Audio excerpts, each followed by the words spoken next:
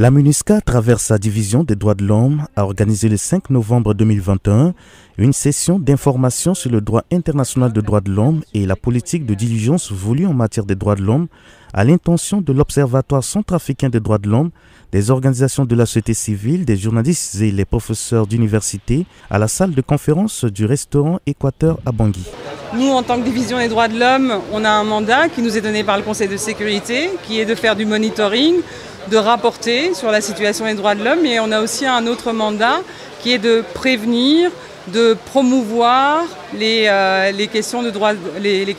humains. Et donc c'est véritablement ça dont il était question, quelle coopération entre nous, entre partenaires, pour faire en sorte que les droits humains deviennent quelque chose de concret pour la population, faire en sorte qu'on arrive à améliorer le cadre institutionnel en matière de droits humains. La politique de diligence voulue en matière de droits de l'homme est un outil efficace pour promouvoir et protéger les droits de l'homme et contribuer ainsi à prévenir les violations du droit international des droits de l'homme et du droit international humanitaire tout en protégeant la crédibilité et la réputation de l'ONU.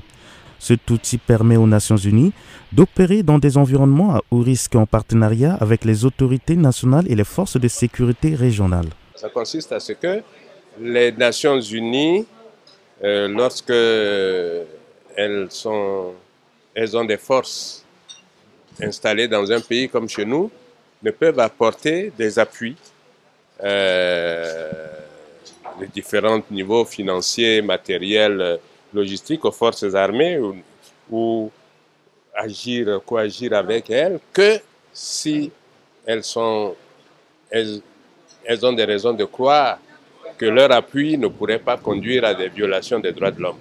Dans le cadre du réseau d'alerte communautaire, les organisations de la société civile jouent un rôle essentiel dans l'élaboration et le soutien des politiques publiques. Elles sensibilisent aux droits et libertés fondamentaux, surveillent les violations et les abus des droits de l'homme et fournissent des services aux communautés vulnérables. En tant que défenseurs des droits de l'homme formateurs, et ça nous permettra, ça a ouvert un peu notre champ de compréhension sur certaines thématiques qui touchent également cette politique de diligence. Mais l'autre aspect que nous aimerions, c'est la vulgarisation de cette politique. C'est bien pour nous avec les leaders, mais c'est important de vulgariser, que ce soit dans les régions également, pour que ça permettra à tout le monde de mieux, c'est-à-dire